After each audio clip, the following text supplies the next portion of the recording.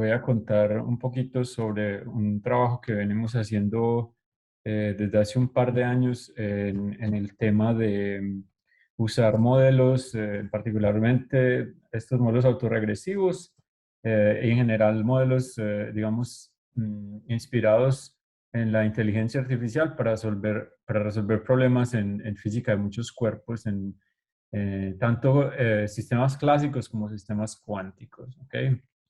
Entonces, bueno, vamos a empezar por acá. Es un poco, digamos, como una anécdota, una introducción basada un poco en una charla de Richard Feynman en 1981 titulada Simulando la física usando computadores, Simulating Physics with Computers.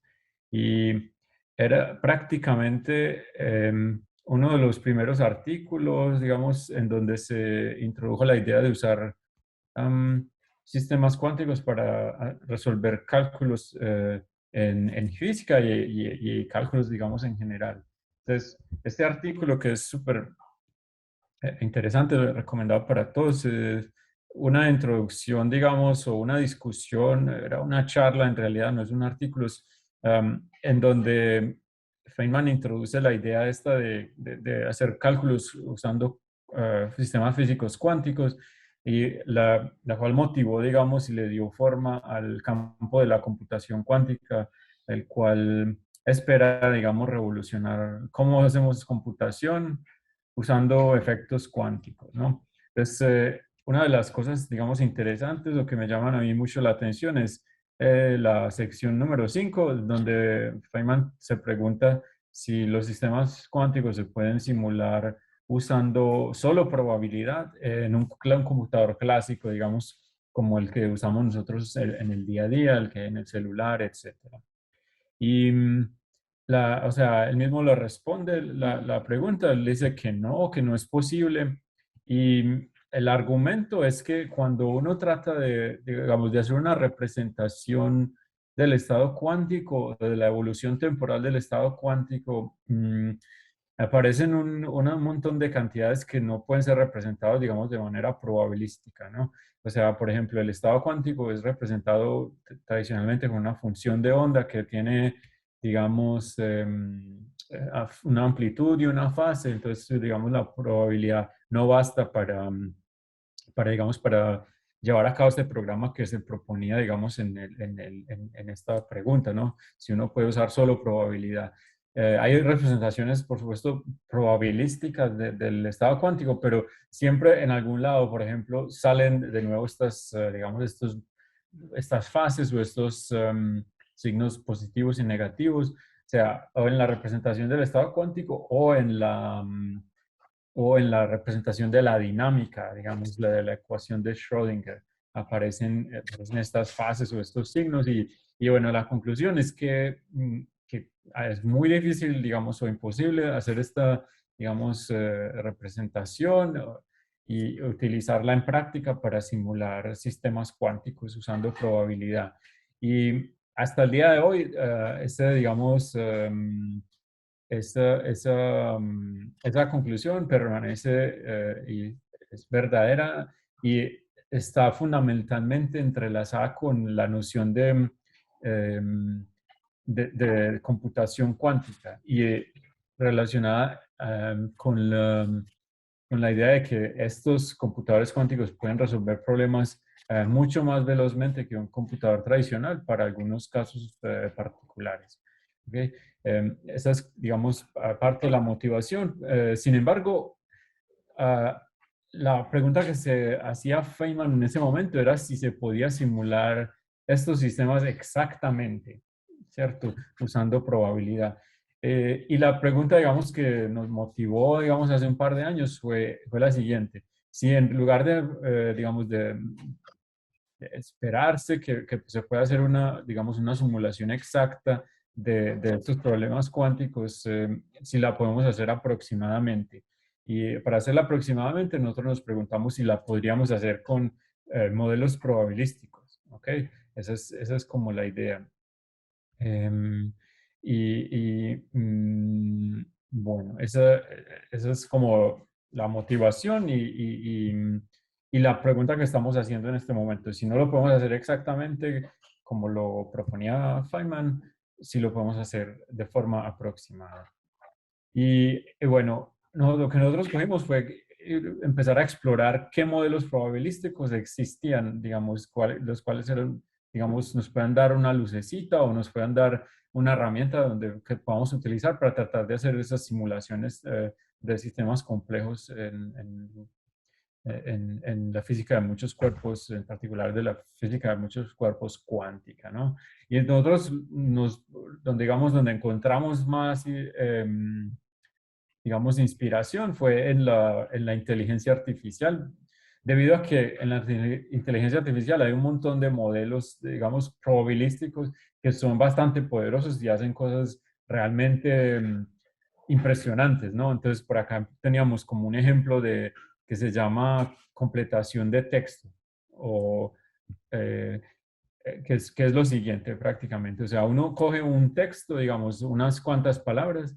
Por ejemplo, en este ejemplo, la entrada que yo le daba, digamos, a estos modelos era dos palabras, quantum computers, y los modelos, digamos, usando esa información o ese input, empezaba a generar texto, digamos, coherente o consistente con la frase que yo le di, que era quantum computers.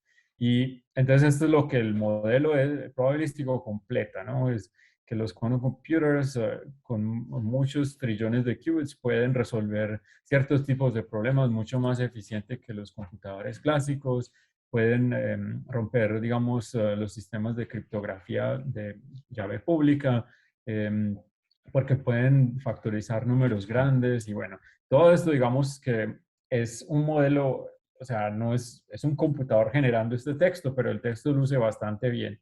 Entonces, para nosotros era, digamos, como, wow, esto es bastante poderoso y eso es, digamos, de donde nosotros partimos. Cogimos estos modelos que se usan en generación de lenguaje natural, donde, por ejemplo, lo que se modela es una probabilidad sobre un espacio, digamos, de posibilidades enorme, ¿no? Por ejemplo, acá tenemos lo que modelan acá en este ejemplito, es una probabilidad condicional de un texto de salida, que es lo que completa, digamos, esta historia que genera digamos, el modelo condicionada en el texto de entrada, que era computador cuántico, quantum computers. Y entonces, o sea, generan digamos, unos ejemplos, pues digamos, damos una variedad de entradas que son, digamos, cercanos a la calidad del texto que un humano produciría. Reproducen las correlaciones correctamente, la sintaxis y demás. Y estos modelos, pues ya lo había mencionado yo, son basados en técnicas de inteligencia artificial o modelos basados en redes neuronales probabilísticos que, digamos, modelan el lenguaje. Entonces, la pregunta que nos hacemos nosotros es, ¿podemos usar esos modelos para, eh, digamos, para simular mecánica cuántica, ¿no? Eh, y bueno, esa es, digamos, la historia, lo que les voy a tratar de contar en lo que sigue. Aparte de estos modelos digamos, de modelar esta completación de texto o respuesta a preguntas o resúmenes, también la hacen la traducción, ¿no? Por ejemplo, si uno da un texto de entrada en español, entonces el modelo probabilístico puede generar una traducción al inglés o a otro idioma, que es de hecho lo que usa Google cuando uno usa Google Translate, ¿no? Que es uno pone el idioma y digamos, el modelo probabilístico genera una traducción donde la probabilidad de ser correcta es alta, ¿no? Bueno, relativamente alta. Pero también hay otros modelos donde la idea es modelar, por ejemplo, la probabilidad de un texto, digamos, en español y así. Eh, Normalmente estos modelos o los modelos, digamos, más modernos son basados en redes neuronales. Em, las redes neuronales son, digamos, unos aproximadores de funciones súper poderosos, es decir, pueden reproducir o modelar funciones bastante complejas como esas relaciones, digamos, en el texto. Em, y en principio pueden, o casi, bueno, muchas de las arquitecturas digamos, de redes neuronales pueden modelar cualquier función, lo cual hace que sean bastante flexibles y bastante, digamos, poderosas. Entonces, lo que nosotros, de nuevo, nos preguntamos es si estos modelos, dado que pueden representar cualquier función, si son eficientes o efectivos para representar, digamos, modelos del estado cuántico. Esa es como la idea. Y entonces, bueno, no suena bastante, o sea, no suena mal, pero hay, digamos, uno puede, digamos, refinar un poco la pregunta. Y es, ¿por qué usar estos modelos de inteligencia artificial y de aprendizaje de máquina o machine learning para estudiar problemas en física? Y una posible respuesta es que, digamos, hay como unas comunalidades entre los problemas en los cuales se enfoca la inteligencia artificial y los problemas en física. ¿Okay? Esa es digamos, una respuesta refinada, un poco más refinada a la pregunta esta de si estos modelos son o pueden ser útiles. Y en últimas, eh, el texto, digamos, los problemas que resuelve la inteligencia artificial son basados en datos y estos datos son generados por, o sea, por entes físicos, ¿no? Por ejemplo, si es en reconocimiento de imágenes, esas imágenes son tomadas por una cámara y la cámara está basada, digamos, en un principio físico y, digamos, ahí, digamos, mm, ¿cómo decirlo? O sea, los datos a la final son generados por un proceso físico, tanto las imágenes como los sonidos, como el lenguaje, digamos. Entonces, digamos que de alguna forma se anticipa que haya una estructura común entre los problemas que trata la inteligencia artificial y los que estudia la física, de algún modo. Pero digamos, en más detalle hay varias, digamos, comunalidades. La primera es alta dimensionalidad. Entonces, yo tengo aquí un ejemplito, digamos, en visión por computador, que es imaginarse una cámara de fotos y uno puede preguntar, por ejemplo, cuántas fotos diferentes una cámara puede tomar, ¿no? Entonces, uno, o sea, digamos, como primera aproximación, no diría que muchas, pero digamos, uno puede ir a contar, digamos, exactamente cuántas son. Entonces, por ejemplo, si uno tiene una cámara sencilla, uno puede, digamos, agarrar una cámara así con un número de píxeles de L por L, donde L es, digamos, la dimensión de la cámara vertical y horizontal. Y la cámara, supongamos que solo puede tomar imágenes binarias, donde los píxeles pueden ser o 0 o 1. ¿Ok? Pero digamos que se podría extender al caso, digamos, general de una cámara normal, a color, etcétera. Entonces, el primer píxel puede ser o 1 o 0. Ok, entonces esos son dos valores. O sea, esa sería, digamos, la cámara eh, más sencilla que pueda existir. Una cámara con un píxel. Pero normalmente tienen mucho más, entonces uno pone dos, ¿cierto? ¿Cuántas fotos puede tomar una cámara con 2 píxeles? Pues puede tomar como 4, ¿no? La cámara tiene los 2 píxeles en 0, 0 o el 1, 0 o el 0, 1 y el 1, 1. Son 4 foticos. Ahora, si uno agrega un tercer píxel, entonces ya uno tiene un poquito más de opciones. El 0000, 001, 010, 100, 110, etcétera, hasta 111. Y eso da 8, digamos, 8 posibles fotografías. Para 4, entonces se va complicando la cosa y el número va creciendo bastante rápido, ¿no? De hecho, crece exponencialmente rápido. Por ejemplo, para 4 píxeles van a ser entonces 2 a la 4. Y así sucesivamente hasta que uno arma, digamos, la cámara entera con L por L de píxeles y uno tiene un número posible de, digamos, de estados o de fotos que es del orden de 2 a la L por L, ¿ok? Ahí es cuando uno ensambló todo por completo. Entonces, lo que se dice es que el espacio de todas las posibles imágenes es exponencialmente grande.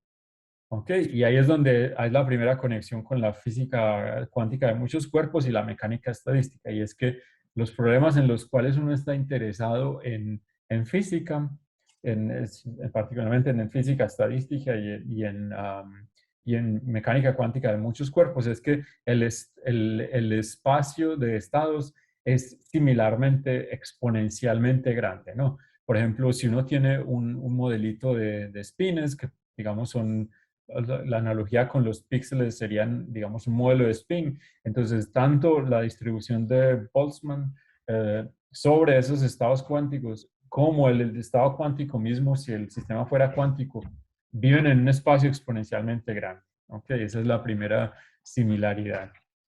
Sin embargo, por ejemplo, acá voy a dar un ejemplo con imágenes de 28 por 28, por así decirlo. Entonces, ese tamaño del espacio de estados es de 2 a la 28 por 28, que da como 1 por 10 a la 236, que es un número enorme. Es un número que es incluso más grande que el número de átomos en el universo. ¿Ok? Entonces, eso son un montón de imágenes. O sea, nadie nunca va a explorar todas esas imágenes porque, de hecho, la mayoría de esas imágenes que uno podría tomar con la cámara serían ruido. ¿Ok? Pero resulta que esas, digamos,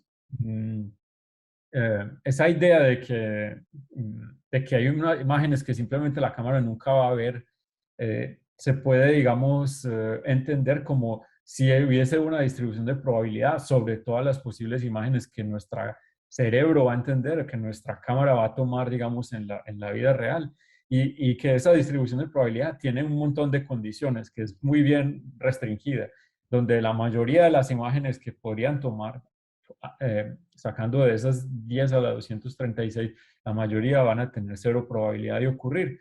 Y resulta que hay unos, digamos, unos subespacios de imágenes que nuestro cerebro entiende y que la cámara va a lograr capturar, um, que son, digamos, de dimensión mucho más baja, ¿no? Entonces, acá yo lo pinto en 3 dimensiones, donde, donde esas 3 dimensiones serían como las 10 a la 236, pero digamos que hay un espacio, digamos, de baja dimensionalidad, como lo es esta, digamos, esta curvita aquí en azul, que es de una dimensión donde viven las imágenes, donde viven las imágenes que son significativas para nosotros, para nuestro cerebro y para la cámara. Entonces, ahí es donde viven, por ejemplo, las imágenes de los números y cosas así. Y entonces, algo similar ocurre en estados cuánticos, ¿no? Que digamos, el número de estados cuánticos es supremamente alto y viven en un espacio del mismo tamaño. Y entonces la idea es que en física, digamos, en los estados que se producen en la realidad físicos, también tienen una estructura, o sea, no viven en general en ese espacio tan grande, sino que viven también en un subespacio, digamos, que digamos que restringe un montón el tipo de estados que uno alcanza a ver en la naturaleza. Y entonces ahí está la segunda conexión, digamos, que a pesar de que viven en un espacio de muy alta dimensión, los estados, digamos, que se observan en la naturaleza son bien restringidos. ¿Ok? Entonces la otra. Eh, la otra es, digamos, los objetos matemáticos que uno está interesado tanto en Machine Learning como en física cuántica. Y es, por ejemplo, por ejemplo, cuando uno está haciendo aprendizaje no supervisado, los investigadores de inteligencia artificial están interesados en la probabilidad, por ejemplo, de que alguien escriba un 8 de esta forma, ¿no? Que sería, ¿cuál es la probabilidad de que una imagen como un 8 se parezca, digamos, a este o a este? Y entonces la idea es que la probabilidad de un 8 bien escrito, digamos, como este, va a ser mayor a la de un 8 como este, está un poco más deforme, ¿no? Entonces, los investigadores en inteligencia artificial están interesados en entender esas distribuciones de probabilidad sobre las imágenes. ¿Ok? Eh, entonces, esa es la otra comunalidad, que, por ejemplo, en mecánica estadística, ¿no? Uno está interesado en una distribución de probabilidad bastante similar, que es la distribución de Boltzmann, que nos especifica, digamos, la probabilidad de encontrar un estado particular en la naturaleza, digamos, a una cierta temperatura T. ¿Ok? Entonces acá tengo una imagencita de, por ejemplo, de un imán. ¿Cuál es la probabilidad de que a una cierta temperatura T el imán parezca, digamos, los espines que componen el imán estén así como desordenados, o sea, prácticamente aleatoriamente, arriba, abajo, arriba, etcétera? Que es prácticamente similar a esa probabilidad que estaba mencionando yo de los números escritos, ¿ok? Y en física cuántica está la función de onda, que es también, digamos, una generalización de la probabilidad de un estado, digamos, en la naturaleza. ¿Ok?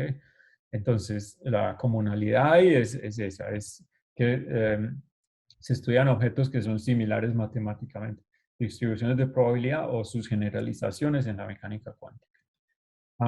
Otra es, aparte de la dimensionalidad, es las correlaciones y la estructura, que es bastante similar, tanto en, digamos, en imágenes y en sonidos y en sets de, bueno, conjuntos de datos en inteligencia artificial y en física estadística y en mecánica cuántica. Entonces aquí tengo yo dos ejemplos, y uno es, por ejemplo, si uno interpreta un montón de imágenes, digamos, de un bosque, digamos, de este artículo del 2013 en Physical Review Letters.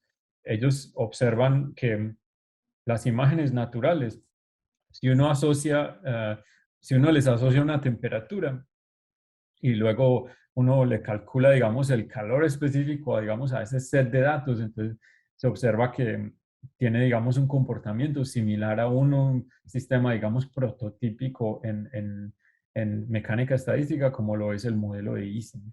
¿Ok? Y entonces tienen, fíjense, aquí tienen las mismas características, digamos, en cuanto al calor específico y otras cantidades como funciones de correlación, etcétera. Y otra cosa que es bastante interesante es que las imágenes naturales tienen correlaciones que tienen la misma estructura que tendría un modelo, digamos, de un imán en la temperatura crítica, o sea, cuando va de volverse un imán a volverse un pedazo de material sin magnetización, en el sentido en que tanto las imágenes naturales como los imanes en la temperatura crítica exhiben correlaciones que decaen como un polinomio de la distancia, digamos, entre dos píxeles o entre dos espines. Otras comunalidades son las invariancias de traslación, rotación, reflexión y otras simetrías. Entonces, esas son todas las motivaciones, ¿no? Que hay bastantes similaridades, que esas funciones pueden representar um, estados en inteligencia artificial y en física cuántica de una manera, digamos, bien poderosa. Por acá puedo parar un minuto si quieren hacer una pregunta, o si no, puedo continuar.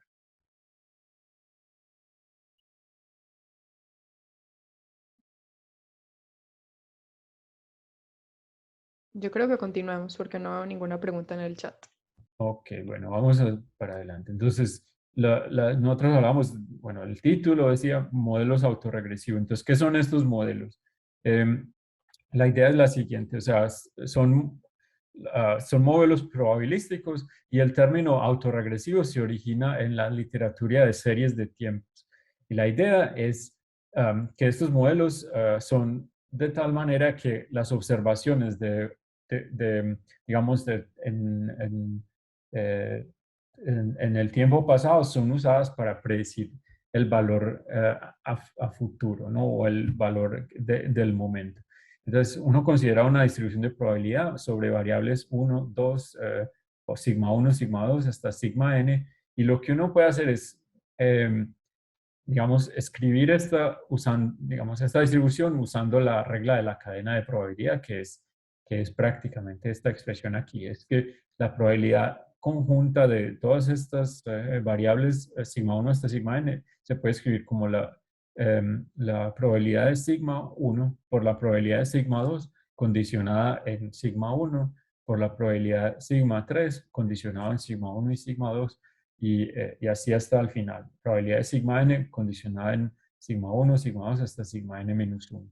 Entonces, el término autorregresivo digamos, está aquí, lo tengo aquí señalado con esta flechita, y significa que para predecir la probabilidad de la variable sigma 3 se usan los valores de sigma 1 y sigma 2. Esa es como la conexión con lo del término de autorregresivo.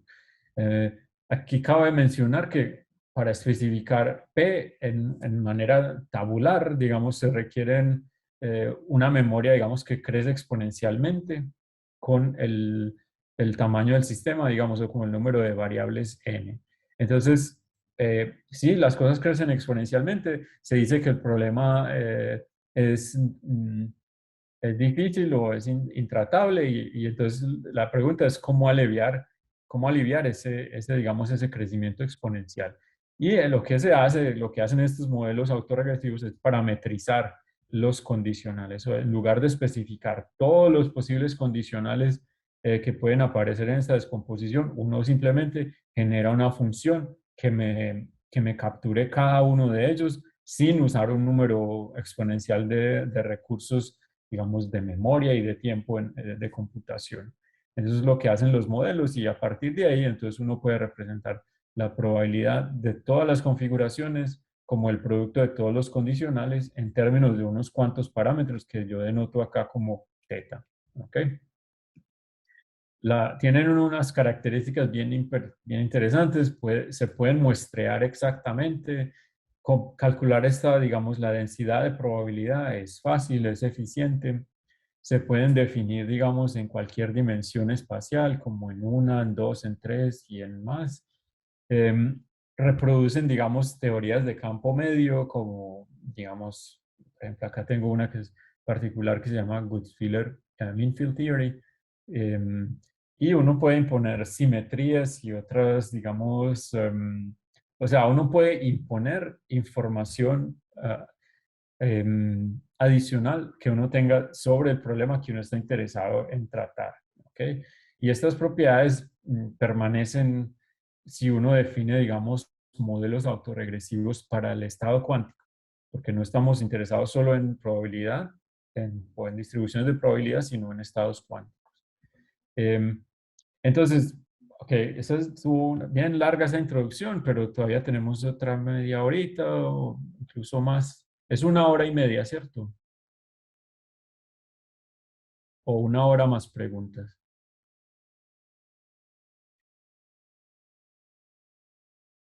Mm, Bueno, vamos a ir, nos vamos organizando.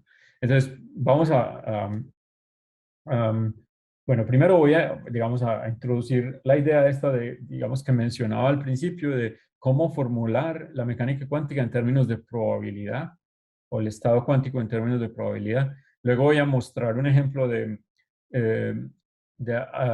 digamos, de tomografía cuántica o, digamos, una extensión de la tomografía cuántica para estados cuánticos de muchos cuerpos usando estos modelos autorregresivos. Luego voy a introducir una cosa que nosotros llamamos funciones de onda recurrentes, que son basados en esos modelos autorregresivos.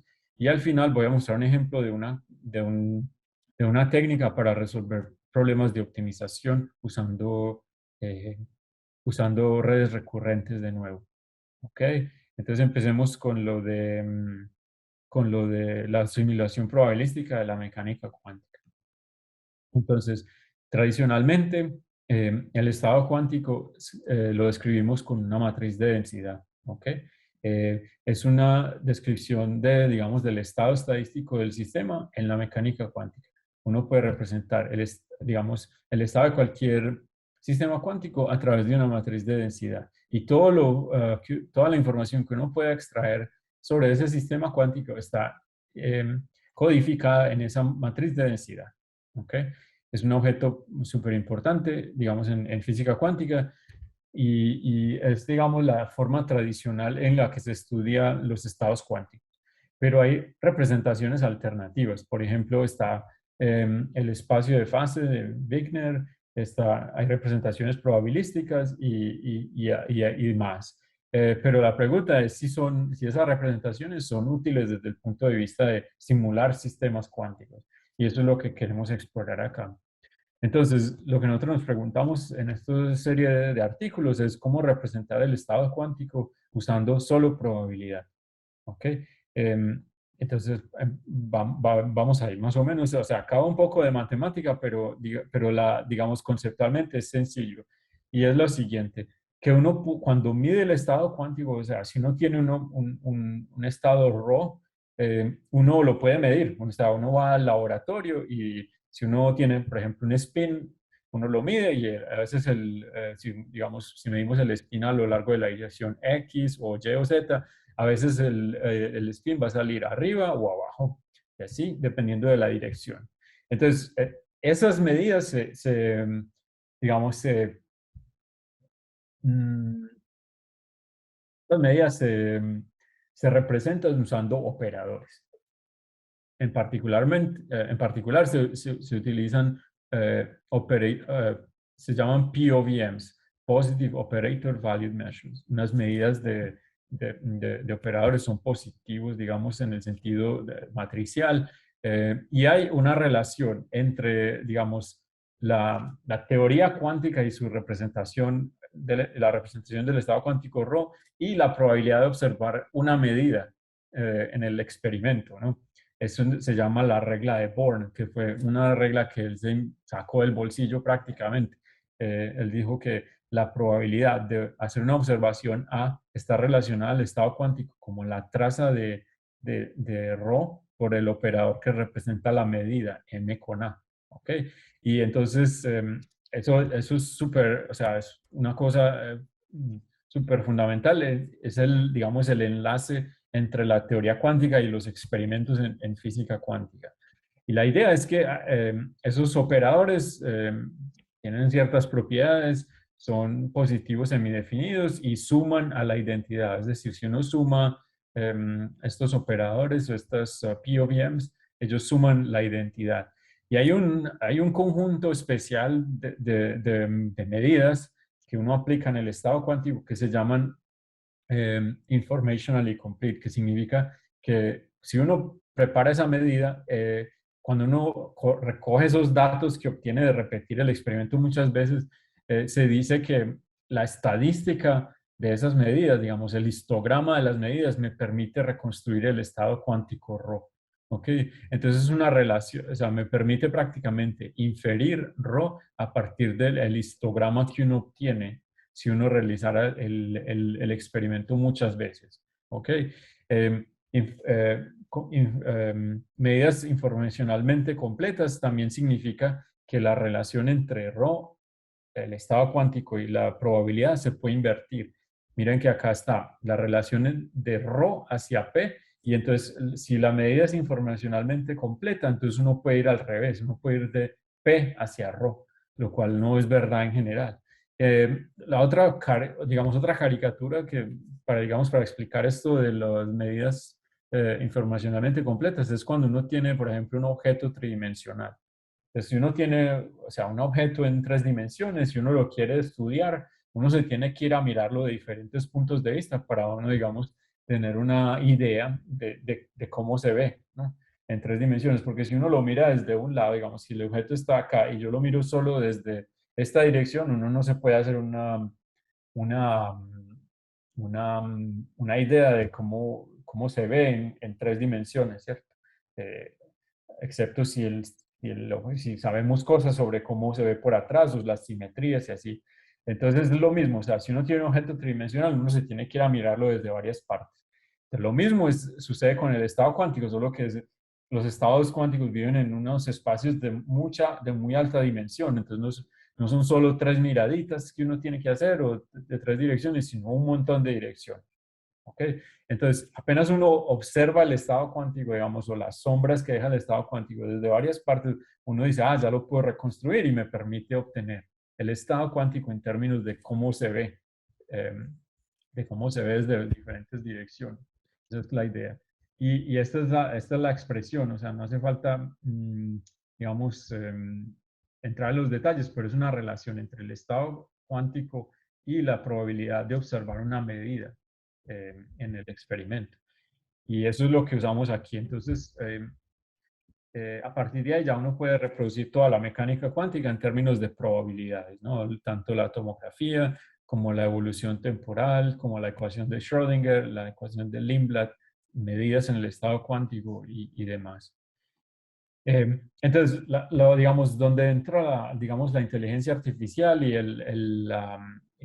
digamos, todo esto de los modelos autorregresivos y de la representación probabilística es aquí, que en lugar de representar el estado cuántico como una matriz de densidad, lo vamos a representar como una probabilidad.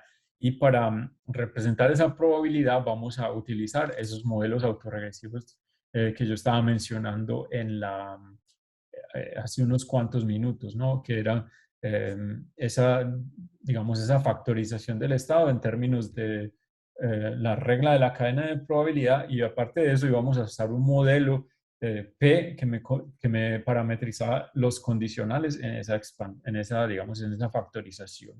¿Ok? Y con base en esa idea hemos hecho un montón de cositas que son estos artículos. Este fue el primero, digamos, que es sobre reconstruir estados cuánticos usando modelos generativos o modelos, digamos, probabilísticos, que fue publicado en Nature Machine Intelligence en 2019. Este que es una realización experimental de esa idea. Este que es para simular sistemas cuánticos, en particular circuitos cuánticos, y otro, digamos, otro artículo sobre cómo simular dinámica en tiempo real de sistemas abiertos, ¿ok? Usando probabilidad. Bueno, entonces yo me voy a enfocar, digamos, en este, por ejemplo, en el primero, ¿ok? Hay una pregunta. Hay una pregunta buena. ¿Cuántas observaciones son necesarias para reconstruir la información completa del estado cuántico? Eso tiene que ver con este número de operadores. En general, o sea, dependiendo de la dimensionalidad de la matriz de densidad del estado cuántico, em, se necesita, digamos, un número eh, proporcional a la dimensionalidad del estado si uno quiere reconstruir exactamente cada amplitud del estado cuántico. Entonces es un número, digamos, proporcional a la dimensión en la que viva la matriz de densidad. O sea, es un problema difícil, pero hay aproximaciones donde y yo ya les voy a mostrar cómo algunas cantidades que uno está interesado se pueden reconstruir con muchísimo menos, digamos, medidas de las que uno necesitaría para hacer una reconstrucción con alta fidelidad del todo el estado cuántico. ¿Okay? ¿Cómo se determina la dimensión a reconstruir? Es una pregunta, es bien, o sea, es bien complicada, pero digamos, si uno sabe exactamente cuál es la dimensión en la que vive la matriz de densidad, entonces es esa misma, o sea, es un número proporcional a ese. Por ejemplo, si uno tiene un sistema de espines, si uno tiene, por ejemplo, eh, 100 espines, que me componen el estado cuántico. Entonces la dimensión sería 2 a la n, 2 a la 10. Si uno tiene 200, sería 2 a la 200. Si uno tiene 2 a la 28 por 28, serían 10 a la 36. Perdón, 10 a la 236, como decíamos ahora. Ese sería, digamos, si son variables de spin. Si son otras variables, entonces habría que ir digamos, a los detalles de cuál es el sistema. Pero hay técnicas que le permiten a uno, digamos, en información cuántica, descubrir cuál es la dimensionalidad del sistema. Pero ahí no voy a entrar en este momento, no tengo nada preparado para discutirlo. Pero si uno conoce, digamos, cómo es, digamos, el estado cuántico de los sistemas, digamos, de los subsistemas que componen ese sistema grande, entonces uno sí puede calcularlo.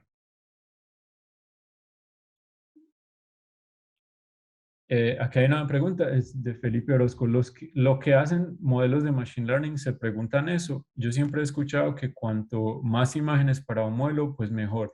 O sea, ellos no, o sea, depende del investigador. O sea, hay unos que se preguntan sobre la dimensionalidad total del sistema, así como lo hacemos nosotros en mecánica cuántica, pero hay otros que se preguntan es cuántas imágenes uno tiene digamos, en los datos que uno tiene, y si uno tiene muchas es mejor normalmente. Y esa, digamos, esa mejor también es verdadero para la reconstrucción del estado cuántico. Mientras más, digamos, experimentos o mediciones experimentales, mejor. O sea, ese es el equivalente del número de imágenes que uno tiene. Es cuántas veces repitió uno el experimento y cuántas medidas tiene uno. ¿Ok? Ok. Mm, A ver, sigamos. Bueno, entonces, el ejemplo es este, ¿no? Eso lo de las medidas cuánticas. O sea, aprender un estado cuántico a partir de sus medidas, ¿ok? Entonces, o sea, ¿por qué estamos interesados en esta historia de cómo aprender estados cuánticos o cómo reconstruir estados cuánticos? Es motivado por la necesidad de mejorar o mm, o de digamos, aliviar ese crecimiento exponencial de la tomografía tradicional. ¿Y qué es la tomografía tradicional? Entonces, es preparar un estado que no conocemos, que queremos entender, aplicar una medida que, que capture, digamos, la suficiente cantidad de información que nos permita reconstruir el estado. Y ahí es donde, digamos, viene lo de la medida informacionalmente completa y repetir ese procedimiento hasta que uno tiene un set de datos con un montón de información sobre el estado cuántico. Es decir, como si hubiéramos cogido un objeto tridimensional y hubiéramos tomado un montón de fotos desde varios ángulos. ¿Ok? Y luego uno coge ese sistema de datos y hace una inferencia del estado cuántico que yo llamo aquí rho asterisco. Y en nuestro caso es basado en uno de esos modelos de inteligencia artificial. ¿Ok? La idea es que la tomografía tradicional funciona solo para sistemas pequeñitos, como de 1, 2, 10, máximo 12 spines. ¿Ok? Pero la tecnología cuántica en este momento va a sistemas muchísimo más grandes, ¿ok?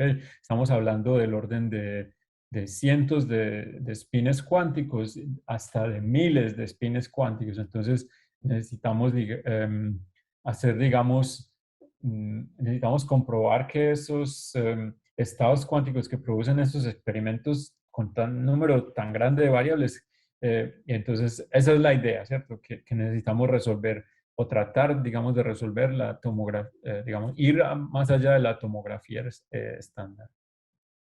A ver, otra pregunta. ¿Esto solo funciona para estados descritos por la matriz de densidad? ¿O cómo se hace para que la medida sobre el sistema no haga colapsar el estado cuántico? Esa es una buena pregunta. O sea, nosotros siempre, o sea, funciona para cualquier estado cuántico, o sea, para estados descritos por la matriz de densidad, o sea, para todos los estados cuánticos, o para estados, digamos, para estados puros, si se quiere, descritos por una función de onda, también funciona. Y la idea es que cada vez que uno, o sea, acá, digamos, en este punto, aplicar la medida, una medida que, digamos, que proporcione suficiente información sobre el estado cuántico, ahí lo que hace uno es que uno cada vez que hace el experimento colapsa el estado cuántico. O sea, prácticamente uno no hay opción. O sea, uno tiene que coger, preparar el estado cuántico, medirlo, colapsa y ahí sale un dato, digamos, de la medida. Y luego uno reprepara el experimento. O sea, uno nunca puede medir el mismo estado repetitivamente con la técnica que yo voy a describir. ¿Ok? O sea, siempre que uno mide el estado cuántico, como mínimo, uno lo modifica, ¿ok? Si es una medida proyectiva, entonces lo colapsa completamente. Si es una medida débil que llaman, o a weak measurement, entonces uno lo modifica dependiendo de la fortaleza de la medida, por así decirlo, ¿ok? Pero la idea es que en la técnica que yo estoy explicando en este momento, lo que estamos haciendo es hacer colapsar el estado cada vez que aplicamos una medida. Y lo que se hace es repreparar el experimento, volver a preparar el estado cuántico y, em, y bueno, y así es que se repite, digamos, esta palabra aquí, repeat, es eso, es recolapsar el estado muchas veces y recoger la estadística de las medidas. ¿Ok? Entonces uno podría decir, pero ¿qué tan confiable es es que la preparación siempre genere el mismo estado? Ok, esa es muy buena pregunta y es que o sea, el hecho de que la matriz de densidad es el objeto que nosotros usamos da cuenta de esa incertidumbre, ¿no? O sea, cuando uno habla de una matriz de densidad, uno está teniendo en cuenta esas fluctuaciones en el estado cuántico, ¿no? Porque, por ejemplo, una matriz de densidad se puede escribir como una combinación convexa de un montón de estados puros. Entonces, supongamos que uno tiene un aparato, digamos, un dispositivo cuántico que me prepara el estado 1, digamos, un estado 1 puro con probabilidad P y un estado 2 con probabilidad 1 menos P y uno no sabe cuál le va a salir. Entonces ahí uno puede decir, bueno, no sé exactamente cuál estado va a preparar, y es decir, no es completamente confiable la preparación del estado puro, pero el estado como tal, total, es una mezcla, digamos, una combinación convexa de esos dos estados puros que, digamos, que termina siendo descrito por la matriz de densidad. Entonces, esas, digamos, esas fluctuaciones en cuanto a la preparación del estado cuántico terminan codificadas en la matriz de densidad y el procedimiento completo termina siendo confiable. ¿Ok? Son medidas tipo LOCC. No sé qué son medidas LOCC. ¿Alguien me puede ilustrar?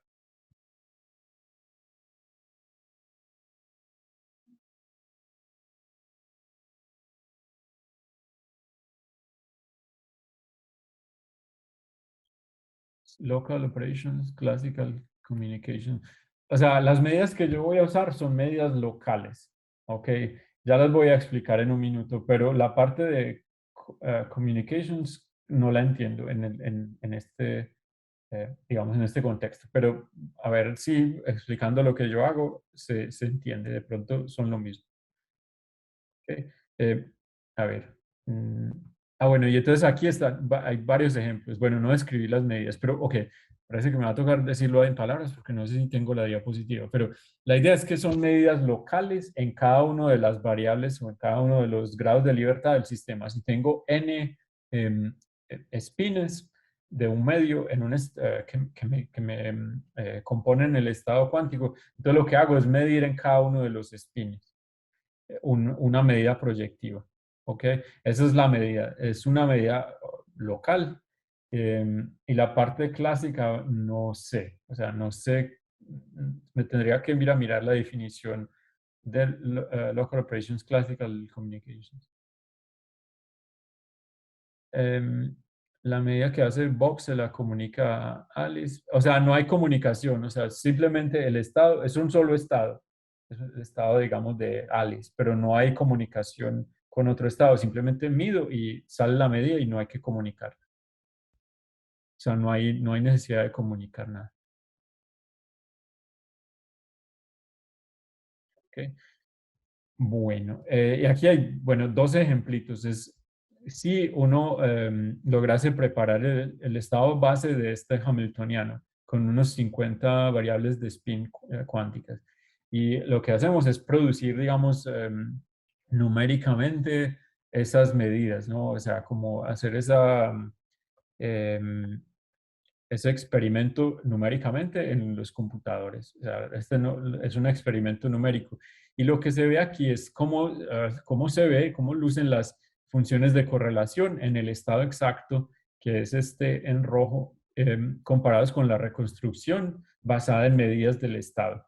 Y lo que se ve es que digamos, el valor esperado de la matriz de Pauli sigma X en función de digamos, el índice eh, que me especifica cuál spin estoy mirando, en función de ese variable i, digamos, el spin que estoy mirando, digamos, corresponde bien con lo que reconstruimos, ¿no? Basado en estos datos y en un modelo probabilístico que me modela el estado cuántico, ¿no?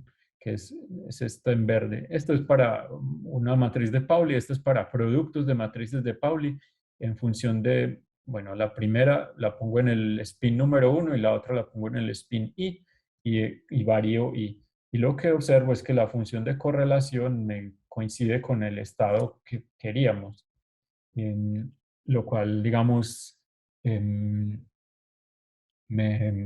pues me está diciendo que la reconstrucción es de buena calidad. Y acá vemos otro modelo en 2 dimensiones, ¿ok? Que se llama el modelo de Heisenberg. Este se llama el modelo de Ising en un campo transversal. Y de nuevo, este es un modelo también de spines, pero digamos tiene esta estructura del hamiltoniano y es en 2 dimensiones. Este es en una dimensión. Y, y bueno, este es un poco más difícil y aún así las funciones de correlación es sigma 1 punto sigma r me coinciden tanto en lo del estado sintético con lo de la reconstrucción. ¿Ok? Y esto es en sistemas de muchos espines. O sea, estos sistemas no son accesibles a la tomografía tradicional. ¿Ok? Que fue, digamos, mm, un poco por la razón por la cual fue publicado, digamos, en una revista, digamos, más o menos buena. Ok. Mm, Esta es una demostración experimental de la técnica. Eso, lo que hicimos aquí fue coger y preparar unos estados cuánticos pequeñitos en un computador cuántico de verdad, que es este computador cuántico de IBM que lo ponen gratuito en Internet. Se puede acceder a través de la nube y uno puede hacer, digamos, unos experimentos pequeños solo en 5 qubits. Pero a pesar de que es pequeño, es interesante jugar con esos aparatos y lo que hicimos fue, ok, decir que íbamos a preparar un estado cuántico que se llama GHZ con 3 qubits o con 5 y esta es, digamos, la reconstrucción de nuestro modelo, digamos, basado en estos em, sistemas probabilísticos, en estos modelos de lenguaje probabilísticos y esta es la reconstrucción de la tomografía tradicional.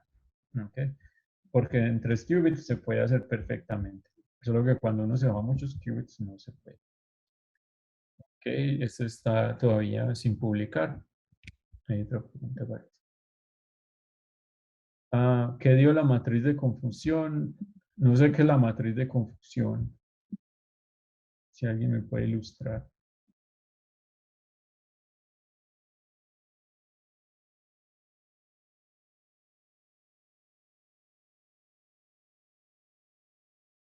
Tal vez le puedan abrir el micrófono.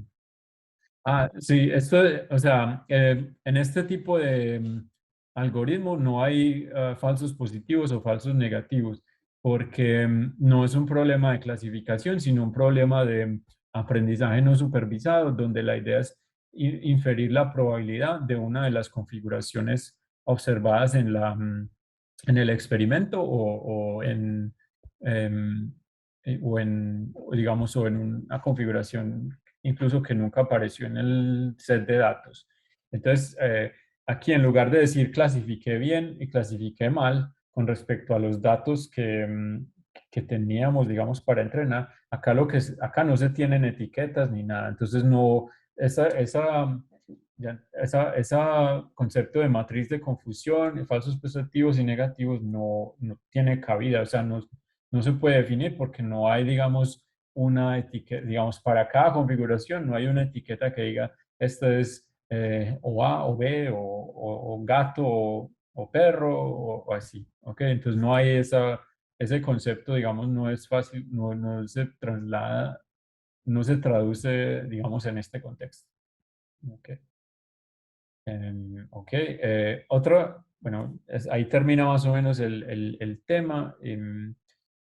No sé si tengo 5 minutos más para explicar esta historia de las funciones de onda recurrentes. ¿Qué dicen Sí, los organizadores? sí, claro, la charla es hasta las 3, entonces hay tiempo. Hasta las Ah, bueno, 3, ok, 3, o sea que hay media hora. 3 no media es. hora. Sí. Ok, entonces si vamos por esto, lo hago rápido y después hago otra cosita para resolver problemas de optimización y con eso terminamos. Entonces la idea, ok, hicimos una representación usando probabilidad. Y, en cierto sentido, lo que hicimos ahí fue hacer que la mecánica cuántica luciera o se viera ah, como similar a la inteligencia artificial, en el sentido de que en inteligencia artificial normal, o sea, el lenguaje básico, digamos, es la probabilidad y la estadística.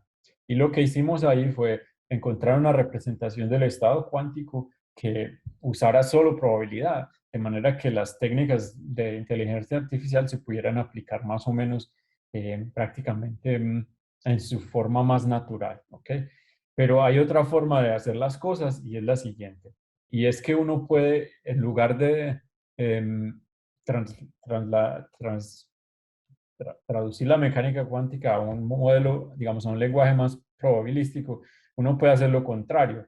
Uno puede hacer que los modelos de inteligencia artificial se parezcan a las funciones de onda, ¿ok? Eso es lo que hacemos en esta parte acá. Entonces, lo que hicimos fue coger un tipo de redes neuronales que son llamadas recurrentes y hacerlas o generalizarlas para que parezcan funciones de onda en física cuántica. ¿Ok? Esa es como la idea ahí en este siguiente paso y más o menos se ve así. Eh, entonces, una red recurrente está compuesta en el sentido, digamos, la tradicional, la que se usa en inteligencia artificial y la que usa, digamos, el traductor de Google o alguna versión antigua del traductor de Google, es así. Tiene una red, una célula que se llama la célula recurrente, la cual recibe, digamos, las variables que estamos interesados, pues, sean los spines o sean las palabritas en lo de digamos, en lo de la traducción o en la generación de texto, etcétera. En nuestro caso, pues van a ser variables de spin. Y le entra un vector que se llaman vector latente o hidden vector o latent vector H1, H2. Y prácticamente esa célula me calcula las condicionales que venía yo diciendo cuando expliqué la descomposición de la probabilidad de todas las variables. ¿Okay? Entonces, así es que más o menos modela la probabilidad, la red recurrente, o sea, calculando las condicionales. Entonces, lo que nosotros hicimos fue, primero, definir un estado cuántico basado en esas amplitudes de probabilidad, sin hacerle ninguna modificación a la red recurrente, simplemente tomando la raíz cuadrada de las probabilidades que modela la red recurrente. Y ya eso de por sí me está modelando un estado cuántico, ¿no? Pero un estado cuántico, digamos, con una estructura simplificada en el sentido de que no tiene, digamos, en la base que uno esté usando de sigma de los spines, por ejemplo, no tiene, digamos, una fase. O sea, es una función de onda con una estructura particular, tal que cuando uno expande la función de onda en esta base de sigma, la función de onda es siempre un número positivo. Entonces, lo que hicimos fue generalizar esa idea, la idea de una red recurrente neuronal, o una función de onda basada en una red recurrente, es esta, es que aparte de calcular la probabilidad, la función de la red recurrente calcula una fase local sigma 1, ¿ok? Y entonces uno coge y suma todas esas fases y termina uno asociándole la suma de la fasecita de cada uno de los espines y expresa una fase, digamos, total de la función de onda. Y esa es digamos, la generalización. Es una generalización sencilla, simplemente agregar una fase a la red recurrente. Resulta que esa idea es súper poderosa, o sea, aparte, bueno, es muy sencilla, pero cuando uno se va a estudiar hamiltonianos y sistemas, digamos, que son relativamente difíciles en mecánica cuántica, esta arquitectura que proporciona la función de onda recurrente es bien efectiva para estudiar el estado base de estos modelos digamos, en cadenas de espines y digamos, en planos de espines con muchos espines. Por ejemplo, aquí tenemos para un sistema con 1000 espines, que como yo lo decía, es un sistema que vive en un espacio supremamente grande, ¿no? O sea, es decir, es un modelo que vive en un espacio de 2 a la 1000. Y aunque, digamos, vive en ese espacio, logramos representar esos estados fundamentales con bastante precisión. Por ejemplo, acá está el error relativo a medida que vamos entrenando digamos, esta función de onda o esta red recurrente digamos, el error en la energía El error relativo en la energía se va a números del orden de 10 a la menos 4, 10 a la menos 5 en ciertos casos. Y bueno, esa es como, digamos, que demuestra el éxito de que esta idea de extender las redes recurrentes o digamos, elevarlas a función de onda, o sea, funciona bastante bien para estudiar sistemas en mecánica cuántica. Uno logra imponer simetrías, o sea, estos sistemas tienen bastantes simetrías como inversión de spins, reflexión especular, conservación de la magnetización. Uno puede imponer mm, el signo, digamos, de manera controlada en ciertos casos y puede modelar sistemas complicados en general. Entonces acá son simplemente demostraciones de que esta técnica funciona bastante bien para estudiar estos sistemas de espines como los que veíamos acá, digamos, como los que veíamos acá, con bastante precisión. ¿Ok?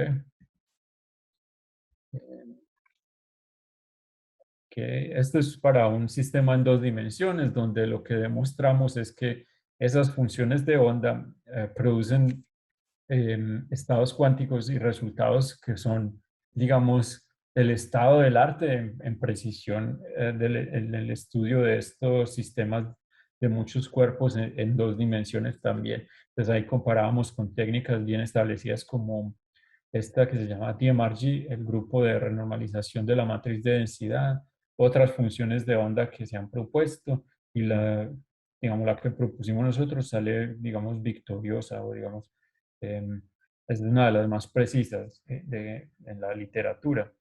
Entonces, bueno, estábamos muy contentos bueno, creemos que es una función de onda bastante expresiva y útil.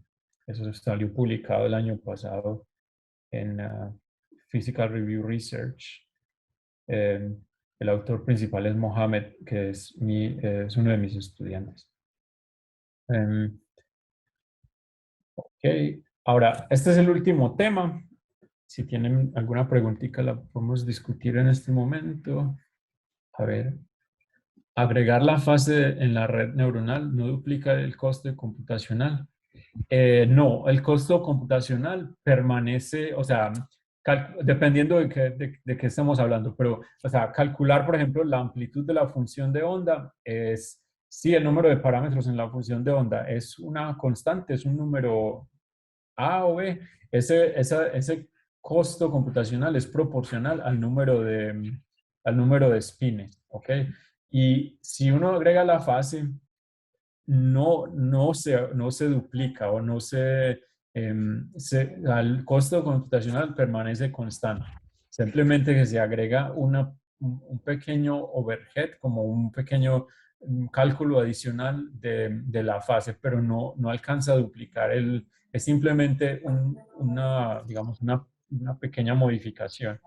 Em, Son fases relativas o globales. O sea, la fase que ponemos aquí en esta función de onda es una fase global. ¿Ok? Entonces, em, sí, es una fase global. Por supuesto que uno puede agregar una fase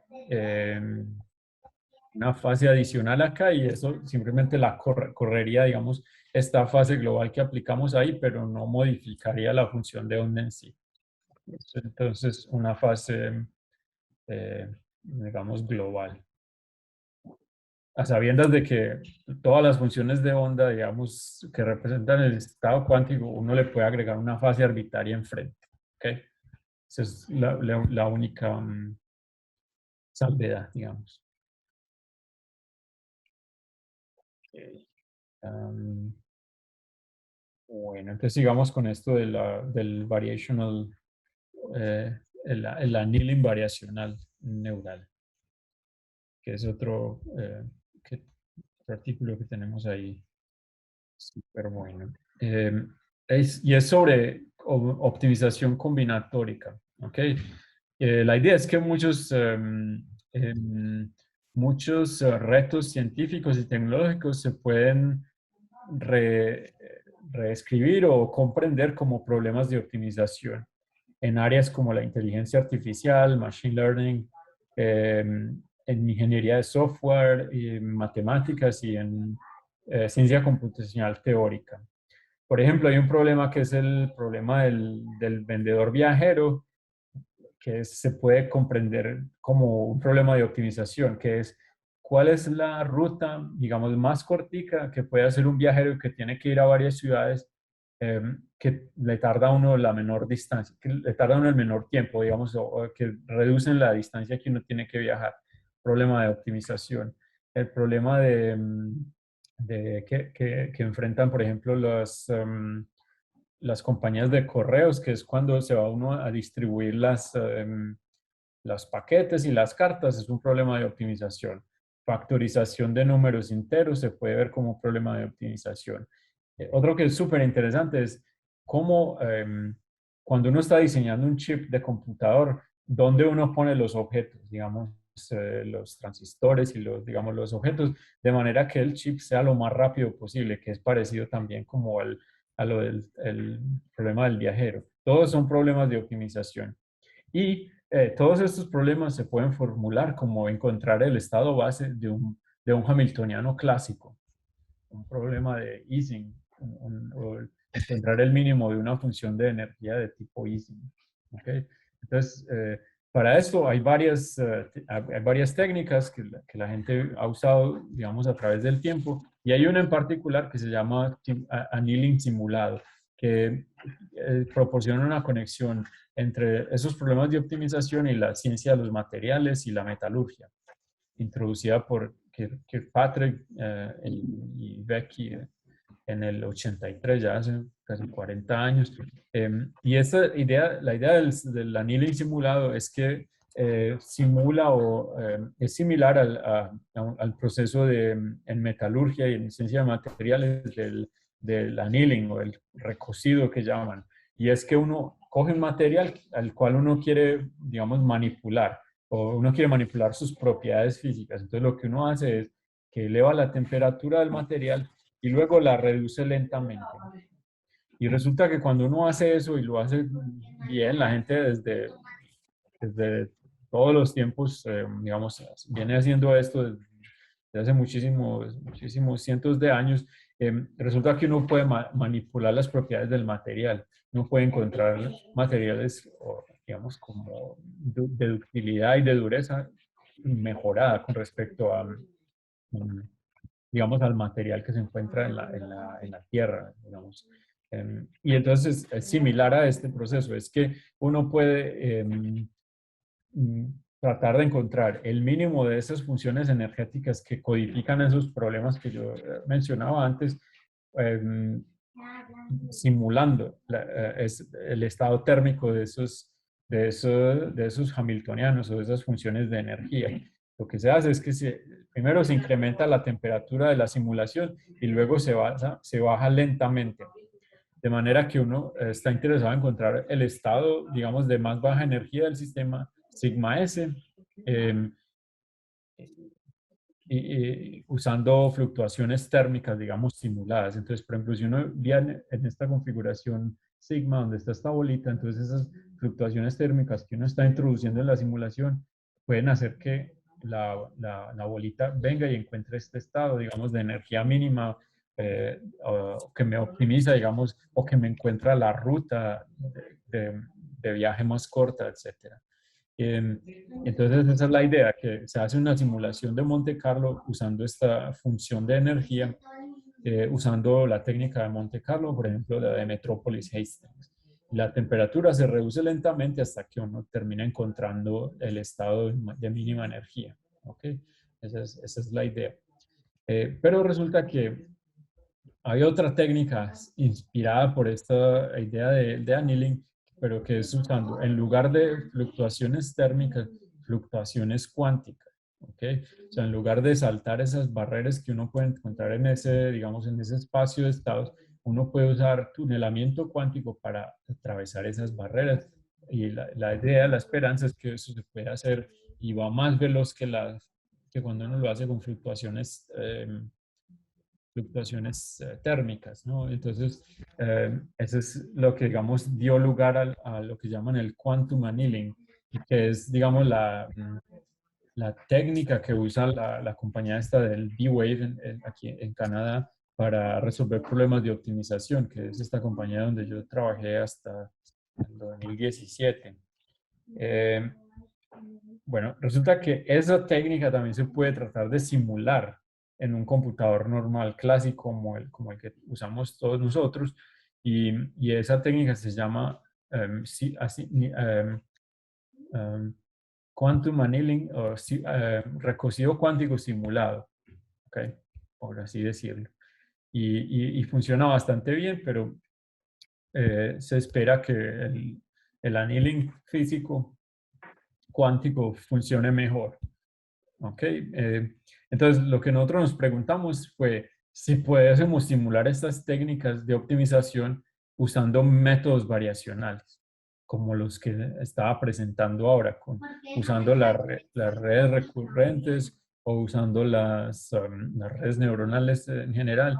Y esa fue, digamos, la pregunta que nos hicimos y que la respondimos, digamos, de manera relativamente positiva. ¿Ok? Entonces empezamos con digamos, una simulación clásica del método de recocido, el método de annealing, y lo que hacemos es tratar de simular la distribución de Boltzmann con las redes recurrentes.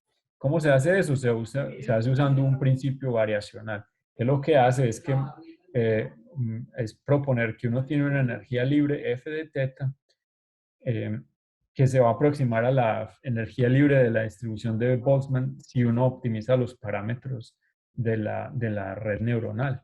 ¿Okay? Entonces, la idea es que minimizando esta energía libre, uno se va acercando más y más a la distribución de probabilidad de Boltzmann. ¿Okay? Y luego uno va disminuyendo la temperatura lentamente, como lo hace el simulated annealing o el recocido o el annealing simulado o el recocido simulado. Esa es, digamos, la idea básica, es simular variacionalmente esa distribución de probabilidad de Boltzmann y luego reducir la temperatura.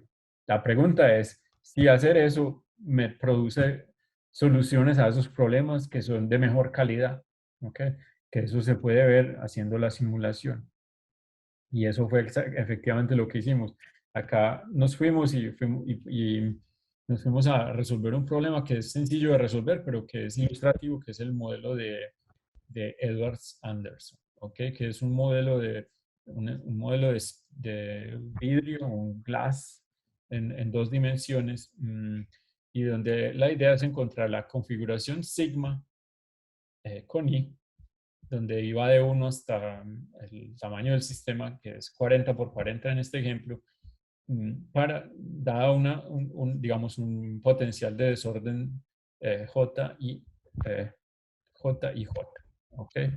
Donde J y J es un número aleatorio que se saca de esta distribución de probabilidad eh, en el intervalo -1 a 1.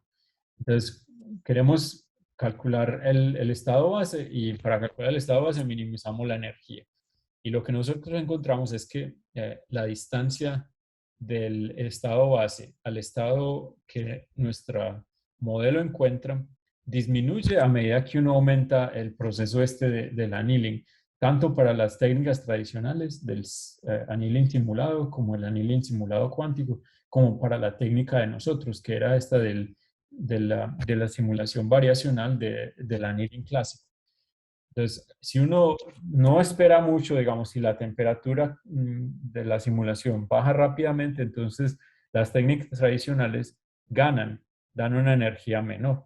Esto, digamos, cuantifica la distancia entre la solución exacta y y la solución encontrada por estas técnicas. Lo que encontramos interesante es que si uno espera más, es decir, si uno baja la temperatura más lentamente, las soluciones que encuentran, la técnica que nosotros proponemos, eh, produce soluciones que son de varios órdenes de magnitud más precisas que las técnicas tradicionales. Que esa fue, digamos, el descubrimiento de este artículo, ¿no? Y todo debido a que usamos estos modelos eh, autorregresivos que permiten el muestreo exacto de la distribución que codifican, mientras que la distribución de Boltzmann en estas técnicas es muestreada usando el algoritmo de Metropolis Hastings, que puede ser muy lento y puede, digamos, producir soluciones que no son ideales. Esa es como la idea.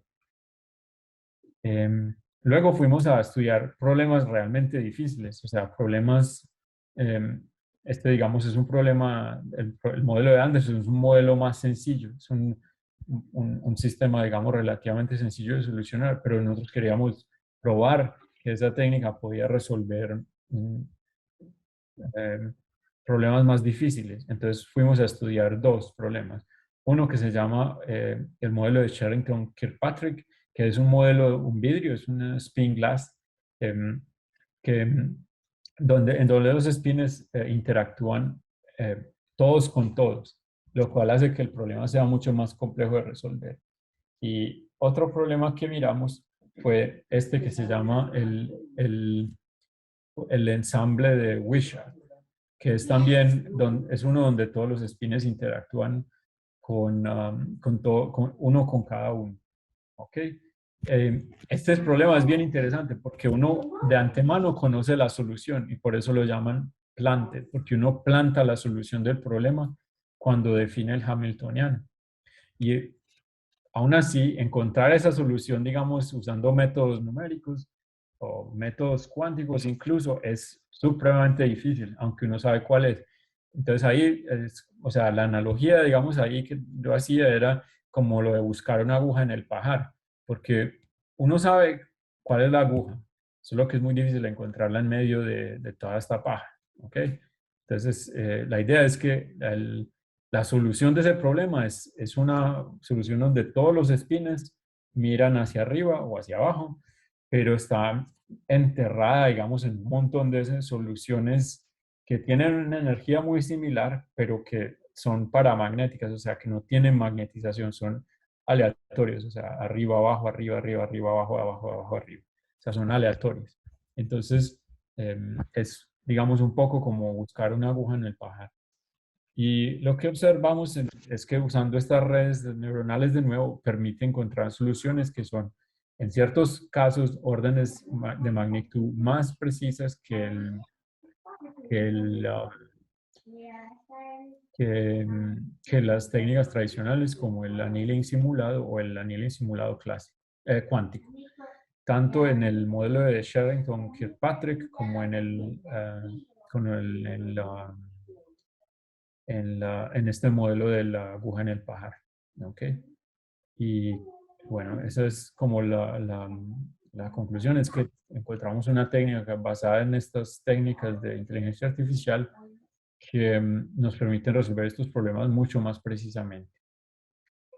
Y con esto eh, vengo a las conclusiones, digamos, a ver, hemos explorado cómo reconstruir el estado cuántico usando redes recurrentes o modelos autorregresivos en este artículo, también usando otro modelo que se llama Transformers, que este otro artículo donde lo hacíamos experimentalmente. Definimos esas redes recurrentes, esas funciones de onda recurrentes que generalizan las redes recurrentes neuronales tradicionales que nos permiten encontrar, Martín, que nos permiten encontrar estados base muy precisos y de una manera muy compacta. Y además de eso, introducimos una técnica producir, para que produce soluciones a problemas digamos, de optimización combinatórica en, en vidrios de spin que son superiores a las técnicas tradicionales. Aparte de eso, hemos hecho un montón de artículos que son, digamos, relacionados, pero que no hay tiempo para discutir. Y es que podemos simular cuántos circuitos cuánticos, podemos resolver problemas con el ruido en la computación cuántica usando estos modelos. Podemos simular sistemas abiertos y entre otras cosas. Y bueno, ahí ya podemos concluir. ¿Tienen más preguntas? Bienvenidas.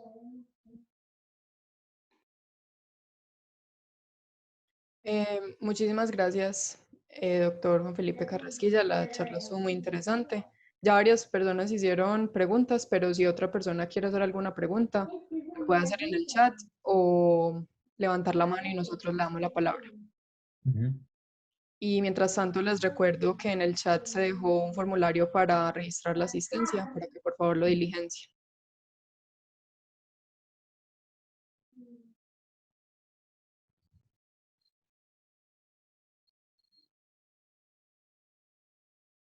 Bueno, em, como veo que no hay Gracias por la... preguntas,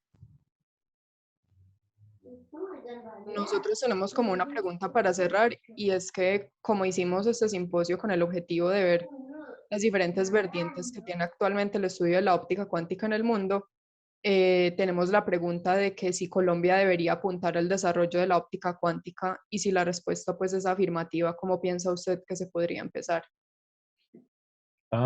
Pues creo que sí, obvio, sería muy interesante que, o sea, meterse ahí. Nosotros, desde que yo estaba en el pregrado, me interesaba mucho y por eso, o sea, no en particular óptica cuántica, a la final, o sea, yo empecé en el grupo de óptica y quise, o sea, aprendí mucho y aprendí sobre todo sobre óptica estadística pero clásica, y luego ya me fui un poco hacia la cuántica, pero no, digamos, no precisamente en óptica. Em, Sobre cómo hacerla, pues, o sea, es digamos, la nueva generación es más fácil o sea, que se encargue de hacer la exploración, porque, bueno, ahí están todos los recursos, ahora hoy en día en el Internet se encuentra todo, pero sí, yo diría que para desarrollarlo es arrancar como con la juventud que tiene todas estas ideas frescas y toda esta energía, ¿cierto? Para sacar eso adelante. Yo creo que eso es arrancar ahí, es ir a molestar a los profesores, vamos a hacer óptica cuántica y vamos como a escribir las tesis, empezar desde ahí, creo yo. Pero yo creo que tiene que venir de parte, sobre todo de los estudiantes. O sea, y pues, sobre todo, o sea, en Medellín y en Colombia hay óptica cuántica, ¿cierto? Es como darle energía, revitalizarla con los estudiantes, o sea, hacer que gane, digamos, masa crítica con los profesores que hay y con toda esa energía. Luego ya los muchachos van a ir a hacer el posgrado y van a desarrollar sus capacidades a vivir otras experiencias y los que regresan y los que no. Entonces ahí se va generando como esa masa crítica que se necesita para que las cosas avancen o para que se aceleren, porque no es que no hayan avanzado. O sea, hay buena óptica cuántica en Colombia, en Medellín y en Bogotá. Es como cómo acelerar el progreso, ¿cierto? Creo yo, la clave es que los estudiantes, la nueva generación, se eduquen tanto en Colombia como en el exterior y que se enriquezca, digamos, la comunidad. Esa sería como la primera cosa. Y la otra es estableciendo colaboraciones con grupos tanto en Colombia como internacionales, como para enriquecer también, digamos, todo, toda esa, digamos, como esa interacción y que, digamos, fluya digamos, esa energía que motiva a los estudiantes y a la gente joven y a todos los profesores, ¿cierto? Em, ¿Qué otra cosa se me ocurre? Mm, mm,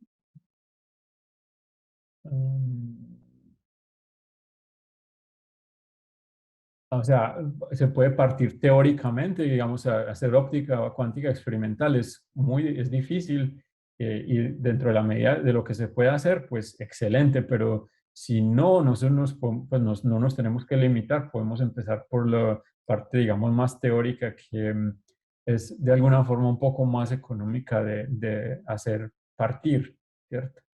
Y, o sea, es más, o sea, es costoso también porque es el talento humano que hay que apoyar ahí, pero digamos que no hay que comprar equipo más costoso, es apoyar el talento.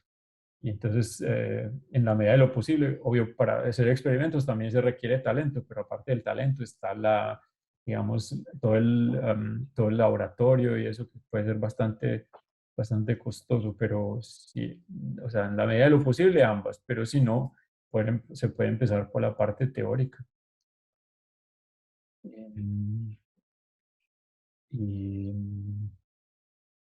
otra cosa que se puede aprovechar es, o sea, es como para recibir apoyo y así, y es que hay un montón de, de, mm, o sea, hay mucha, digamos, interés en la computación cuántica y hay sistemas de computación cuántica basados en sistemas ópticos. Entonces uno puede agarrar como para generar interés aún más ahí en Colombia, es como hacer que esas dos cosas converjan o alinearlas, ¿cierto? O sea, está la computación cuántica que genera mucho interés porque promete hacer un montón, o sea, promete revolucionar un montón de aspectos prácticos, digamos, a nivel social y a nivel científico. Entonces, si uno logra alinear ese interés por la computación cuántica con la óptica cuántica, lo cual es natural porque hay sistemas, digamos, o diseños de computadores cuánticos basados en sistemas ópticos. Entonces uno puede, digamos, para motivar a la gente y al gobierno y a las conciencias a que apoyen esa iniciativa es mezclar las dos cosas, ¿cierto? Es decir, no vamos a hacer óptica cuántica porque sí, sino porque hay un potencial enorme de desarrollo, ¿cierto? Em, bueno, esas son las ideas que tengo como por el momento.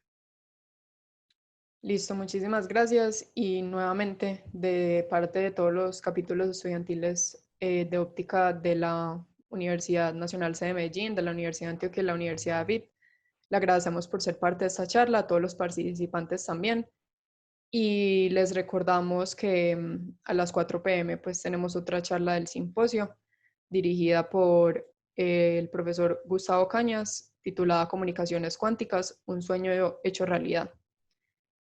Y nuevamente muchísimas gracias, doctor Juan Felipe Carrasquilla. A ustedes muchas gracias, a todos por las preguntas, por la recepción y bueno, muchas gracias.